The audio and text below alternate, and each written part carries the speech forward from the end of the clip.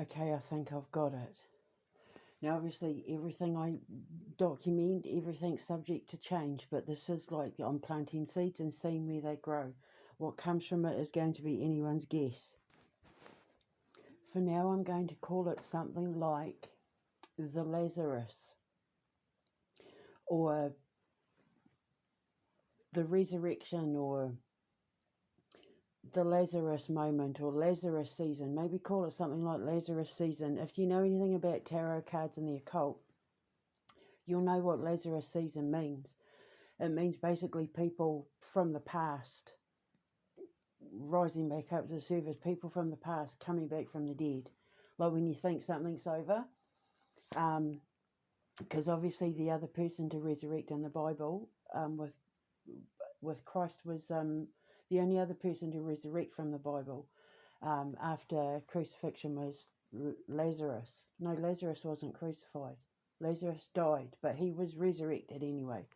But he's the other person that resurrected from the Bible. He wasn't crucified with Jesus. Just ignore me. It's because I'm hungry, because believe it or not, when I'm manifesting this stuff, it takes a lot of brain power, and I eat constantly. Like, unbelievable amount of eating that goes on. I eat like a man. I can eat the same portions as a man when I sit down for a meal, but I have to spread everything out because I have a caveman diet. So I pick and nibble and go long periods without big meals, but when I sit down and have a big meal, when I'm doing all this work, like, I can eat like a man. I don't know where it goes, but it goes into my imagination and my boobs, I think, because the weight is still falling off me. So I'm going to call it Lazarus season for now, put a pin in it. So it's going to be something like, he's an undercover reporter, because what happens is there's some miracle that is performed where the spirit of the dead queen, the spirit of the queen, rises to convey a message to the king that ends up like saving the world or something. So it's going to be some sort of thing where literally someone that everyone knows is dead rises to portray a message through someone or some means or some way that ends up like saving the country, saving the king, saving the country, saving the world, blah, blah, blah. But people want to know who this mysterious figure was that was standing, performing this thing while the king was having his ceremony. Like that, there's this big ceremony going on, like a trooping thing with horses, royals in their regalia and that, and this woman, like the JFK assassination, the babushka lady, like that, and she does this thing, and then the queen appears, or something appears, and everyone's like, oh, taken aback, because it's undeniable, and she sees this thing, and then the king, like, it's like everyone's celebrating, and there's no tyranny, and so then everyone's like, who was that lady? So this undercover reporter, then this investigative journalist, goes on the hunt to find who this lady is, and he tracks her down to this little village. It'll be like a quaint little English village where everyone knows each other, and all the ladies have tea together in the afternoon, and the husbands are pottering around in their gardens and going off with their little council office jobs, and that kind of quaint little English village sort of thing. And so then he moves in to watch her, and he's a customer in his store, and he buys her products, and he strikes up a conversation, and that, and then what's going to happen is people are going to find out that she was the one that resurrected the queen. Because remember, my name's Debbie, and she resurrects people from the dead. She's she can resurrect people. So it's just like a play on all of that. But also, there was this movie, another underestimated movie that never got the attention that it deserved, but was actually really, just like a really beautiful, lovely, sweet little comedy that nobody knows about. And it's a lovely little Shelley Long movie called Hello Again. And it's about this woman who's married to this up-and-coming plastic surgeon, Corbin Berenson, is that his name? Corbin Berenson, I think that's his name or something. He's the from LA Law. He's the plastic surgeon, I think. And he's up and coming. He's all rich and famous and successful and blah blah blah. And she's quite humble and sweet and motherly and all that. And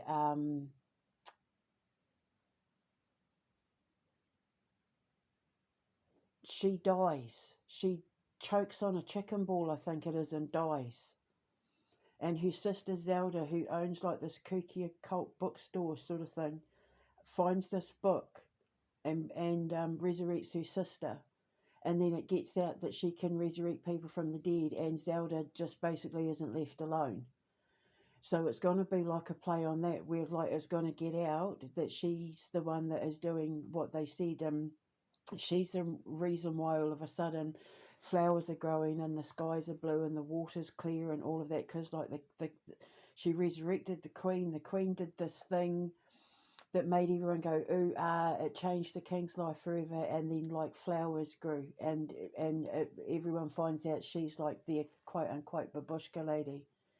And so like she's not left alone, and she has to and then she finds out that it was this man, the one that's moved into and because then he realizes what he's done, and then he has to help her find a way to escape and let people think no, it wasn't her, it was someone else, pointing it in a completely different direction or shutting the story down and that, to protect her. Because then he realizes like she's not a witch who can perform magic, like she's actually like Mother Earth, she's like the angel of Earth. And that she was she didn't do it, the queen made her do it.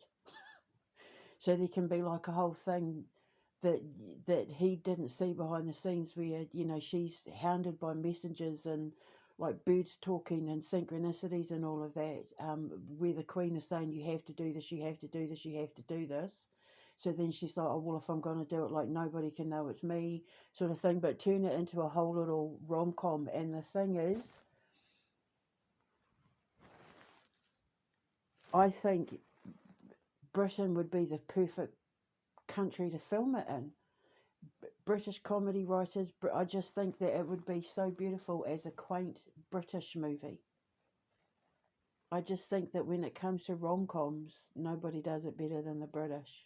They're better comedy writers, their comedy's better. They have some of the best artists in history, some of the best musicians in history. They're just very creative here, and I just keep seeing this rom-com being like in like a quaint little English or Welsh or Irish village. It doesn't really matter the nationality of where we would play it out. She's hiding out and he tracks her down, and yeah, so it's like practical magic meets Hello Again.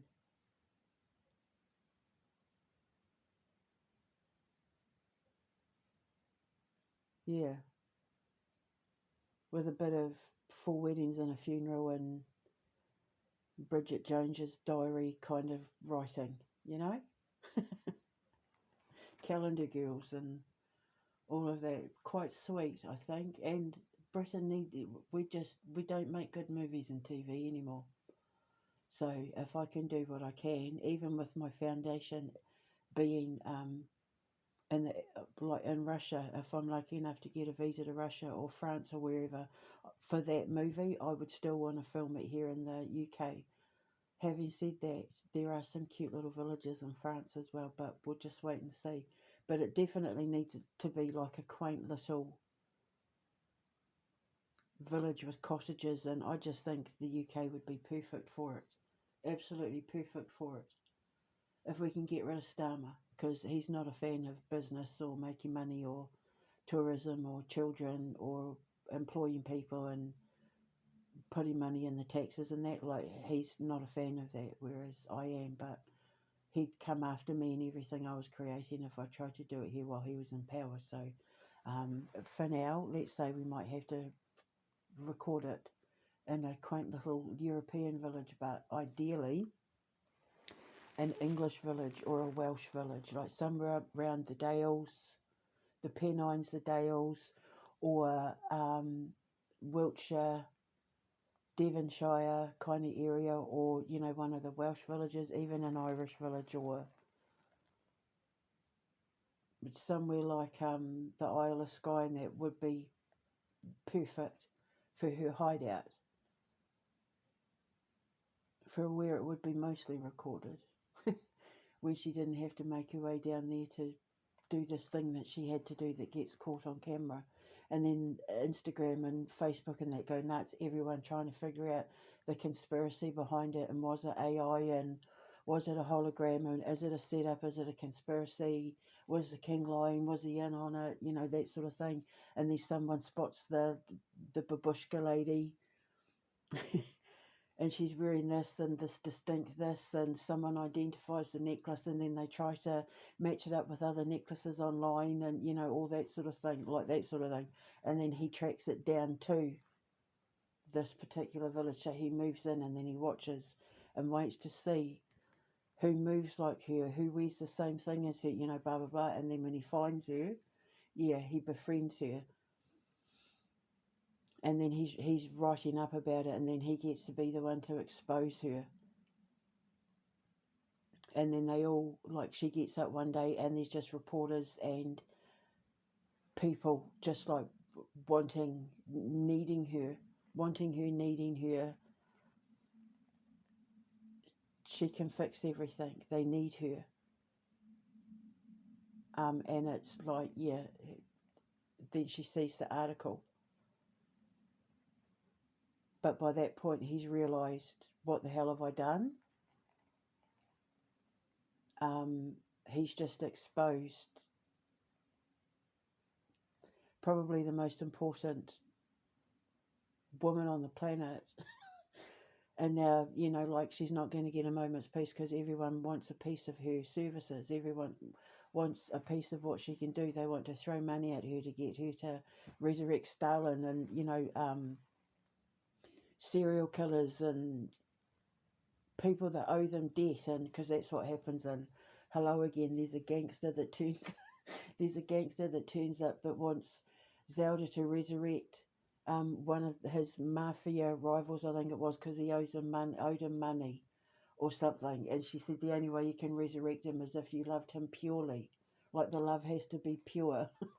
And he's like, nobody loves Tony the Clawhammer, what's his face, or whatever his name is. But yeah, it was such a lovely little movie. There's all these little gems out there in movies.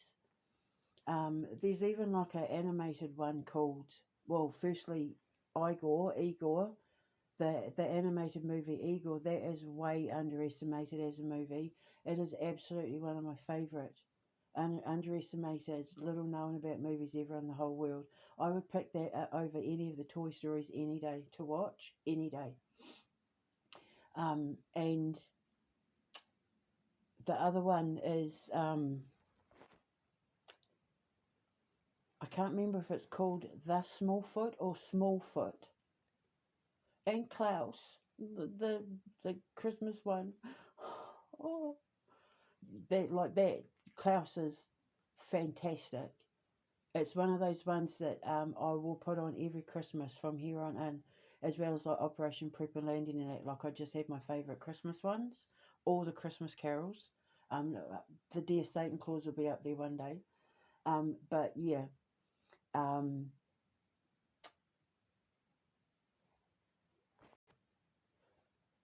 that's basically about a man who gets to know the Bigfoot. Well, the Bigfoot gets to know the man who's the Smallfoot. And that's an animated, and that's really, really sweet movie. There's so many movies out there that never got the credit they deserve because they got drowned out by the ones that had all the money thrown at them, And I just want to be in that quiet little circle where there's people who really appreciate beautifully written stories and beautifully acted and animated or whatever. The connoisseurs of animated movies and kids movies and family movies and that. And there's some little gems out there. And I want to like relight those gems and play them in our theatres, and put them on, see if I can get the license to play them on our little, because there's so many underestimated movies out there that completely got overlooked, that deserve a second chance. And if I can bring them back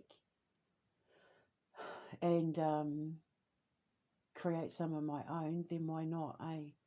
So for now, I'm going to call it Lazarus season, because it is an occult-based rom-com, because she's going to have like her little witchy store that sells like, her magic potions and brews as cosmetics and creams, and all in this quaint little village.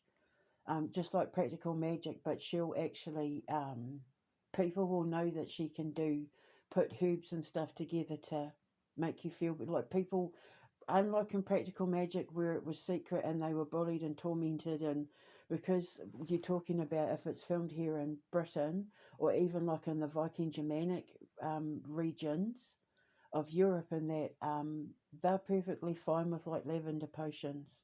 And like, you can sell that sort of thing, because it's stuff their grandmothers and aunties and all that would have done anyway, with the Celts and the Picts and the Vikings and that. Like, it's just a way of life for them. So if I'm selling like little good luck pouches for job interviews, or things to help you, talismans to help you like with exams and things like that, they're not going to like raise an eyebrow to that sort of thing in real life. So she's going to have a store like that. Whereas in practical magic, I think they were on in somewhere like Maine, or one of those little 13 state kind of regions where it was all Puritans and hang the witches and all that sort of thing. It's one of the reasons why I sort of took a second look at moving to Maine, because there's an entire town for sale in Maine for $5.5 million that would be perfect. It was the first place I had my eye on before Trump got in. But Maine is one of those states that might not appreciate what it is that I am and what it is that my boys and I are and what we do, and that they're still very oof about that sort of thing. And it's kind of around the New England area where practical magic was set, where they were getting bullied and all of that sort of thing. Whereas like places like Arizona and Colorado would be a little bit different. But it's not going to be in America anyway. It's yeah, so she's going to have like a little store. It might be based on the town I lived in, or a town like it where I lived in when I was pregnant with my boys, called Newbutter and Fife. They were born in Dundee, but yeah, they were conceived and raised and born in that, living in Newbutter and Fife. That's where I got the whole idea for the foundation from, like turning it into an artist's colony, with the bakery and everything. It's based on the wee little town that my babies grew up in Fife. So yeah, so the town she lives in could be something maybe like that, just a quaint little town on an estuary, or yeah, and then he comes and she gets exposed, and then she's got to go off, and it's like, how are we going to get her away? Where, it turns out, oh no, you got it all wrong, or no, it was misunderstood, or, but he's then got to help her get away from it for her own safety and peace of mind. And so like now I have to think, well, how are people going to lay off her?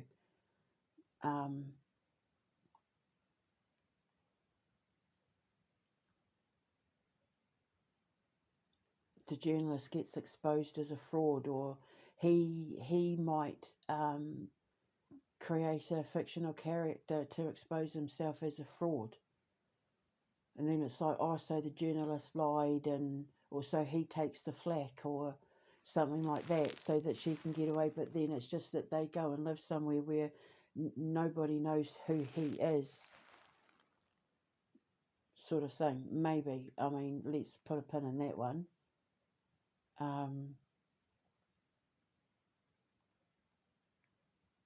Speaking of putting a pin in it, and underestimated animated movies, Bolt. Bolt was definitely another one. And Astro Boy with um, Donald Sutherland. Absolutely underestimated. Gorgeous animated movie. The comedy, like just the animation in it, just absolutely spectacular. So yeah, so anyway, I'm in the flow now. So I'm being inspired by everything from when I became a mama, everything I created for my boys, and yeah, from when I became a mama. So quaint little village. So maybe I should make it like a wee little Scottish town or somewhere out in Ireland, and that, and then we'll have an excuse to go and film on location, and then I can go and see them, and it'll be a tax write-off. Because I have to make sure that they don't do anything wrong with any magic that they put in it. Everything will have to be spot on if I'm going to make it like Practical Magic. Because in Practical Magic, you saw them doing rituals, and people bloody copied them.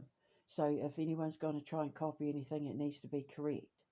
So I'd have to be there. And then, yeah, who would we get to play? Would they be the same nationality, different nationalities? Certainly different lifestyles. He's like, you know, the awards and the accolades, and you know, the being interviewed and being seen with the models and all that sort of thing. He's that kind of guy, like your Piers Morgan kind of guy, but slightly more likable. And then yeah, like he slides into her town because he's pretty sure it's her, and he's watching her, and he's writing, and he's investigating, and all of that, and then he does a big expose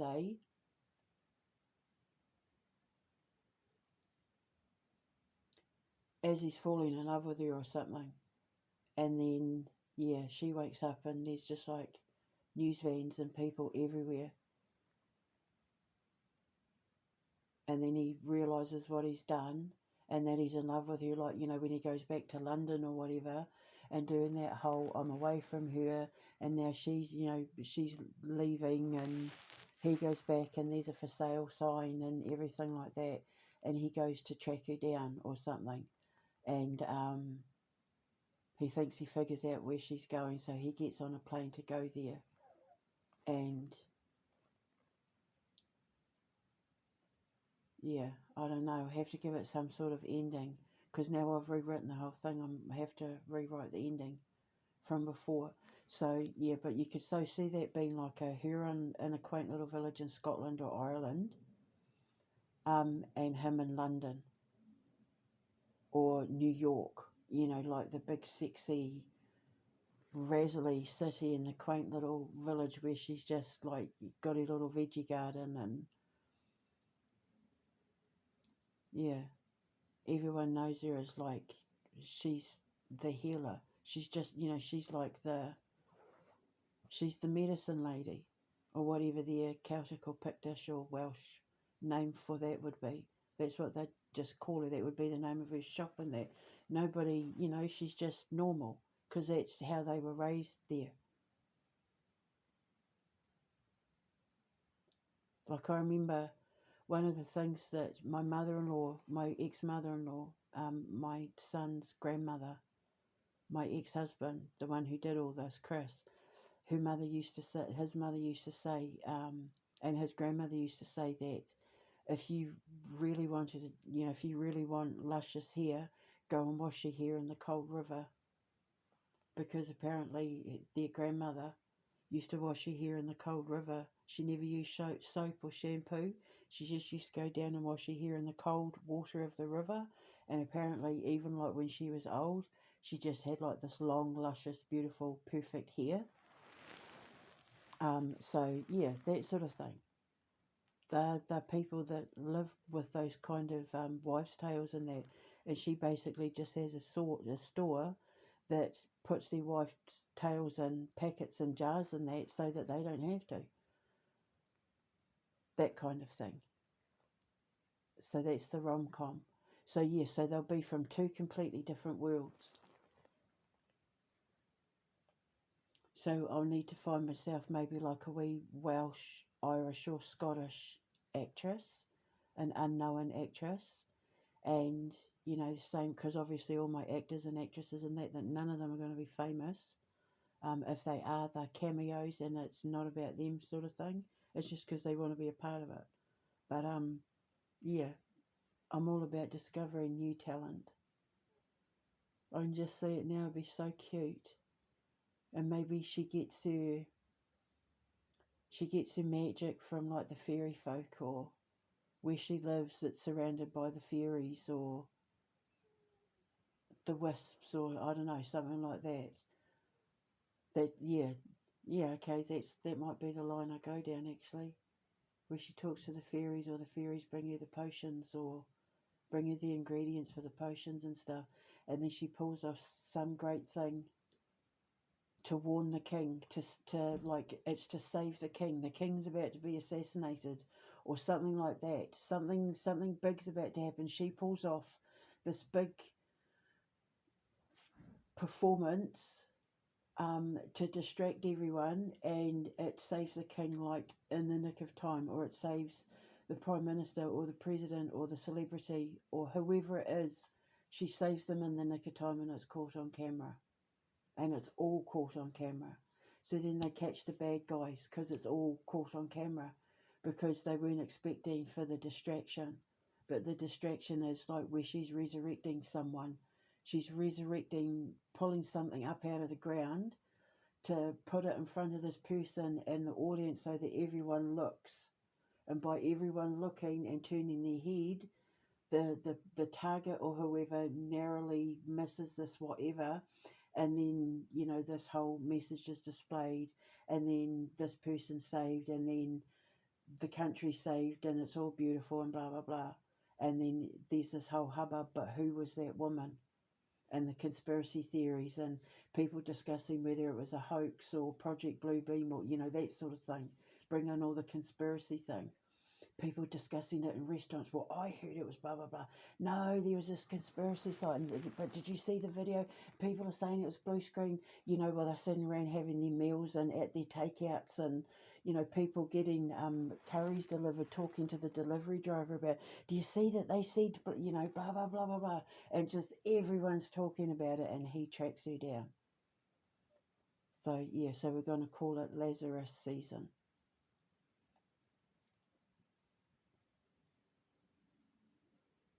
for now. And we'll see where it goes, because I've tied the bow off on all the other ones. They're all I have to do now is just sit and write them out onto the next thing.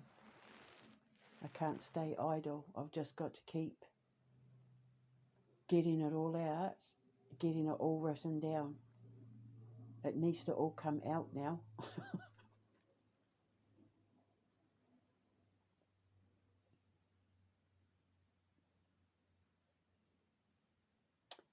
So yeah, I love doing what I do. I can't wait to see all of this stuff being made. I know I'm going to end up sitting in my little director's chair and watching everything, and yeah, just adding my little piece and watching the sets be built and the costumes. Oh my god, I can't wait. And then we can have our own little award shows. We don't need to be as famous as Hollywood. Will be as famous as North Star Studios. We'll be as famous as the Foundation. We'll be world famous in our own little corner of the world. That's all we need. It's just we're all coming together to have fun with the kids and give the kids something to do who have creative, expressive, imaginative, engineering, designer minds.